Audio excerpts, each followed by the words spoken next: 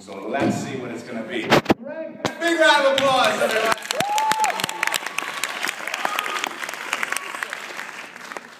Good evening, everybody. I'm Greg Blanton, and I will be performing a non-original comedy routine. This is college, so we take plagiarism very seriously. It is no joke. So, yes, non-original. You're welcome. I didn't come up with this myself. Has anybody ever been on an airplane? Real or imagined?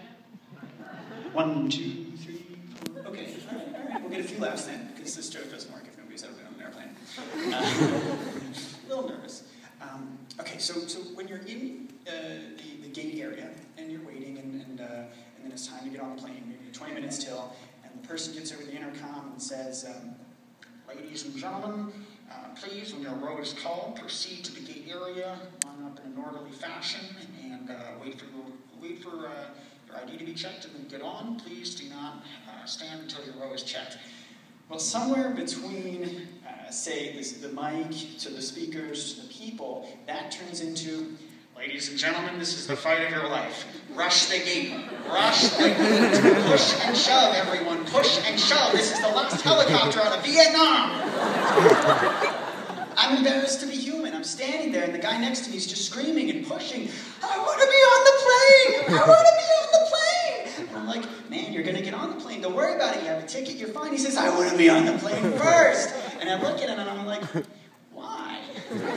So you can wait for everyone? I mean, whatever. He's the first one on the plane. Good for him. So we get on, and then, of course, the fun isn't over. This is the best part. Everybody's got to put their stuff in the overhead bins, right? Because, you don't want to pay an extra, arm, leg, and kidney to have another bag. Because we all know it is that expensive. So, but there's always one guy who's having a lot of difficulty.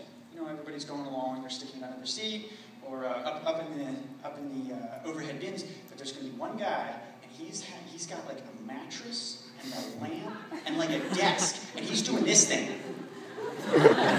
He's bracing himself against the chair, he's doing this thing, and everybody else is waiting behind him, kind of anticipating that maybe sometime this week they'll be able to take off. The flight attendant, she has to be very patient because, of course, this is her job. She can get fired, things like that. So she's got to run up and say, "I don't know if that's going to get in there. You want me to check that for you, you moron?" I mean, that's what I would say, were I in her place, but I would be fired in a solid 8 to 9 seconds after getting that job. I would go up to the guy and be like, "Man, you got solid 8 inches of space, and you've got a dead yak. You think you're going to fit that up there? No time this week, pal. I mean, no way."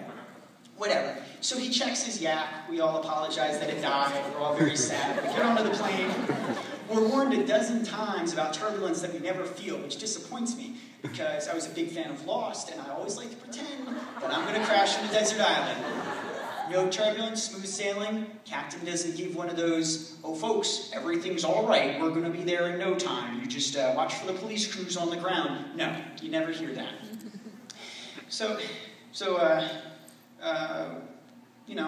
flight time, goes, we land, taxi for about a half an hour, we get inside, and my favorite part of airports, we get to the moving walkway. It's a very basic paradigm that this operates under. It is stand right, walk left.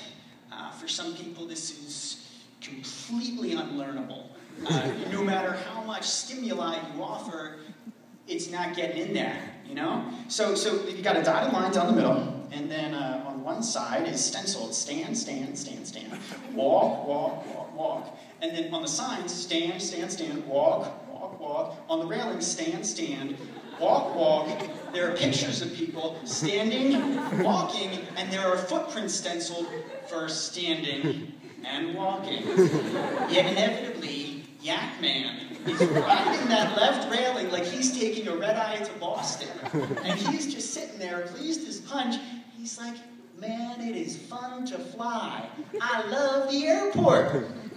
Everybody behind him is waiting just like they were on the plane. Ladies and gentlemen, don't be that man. Thank you very much.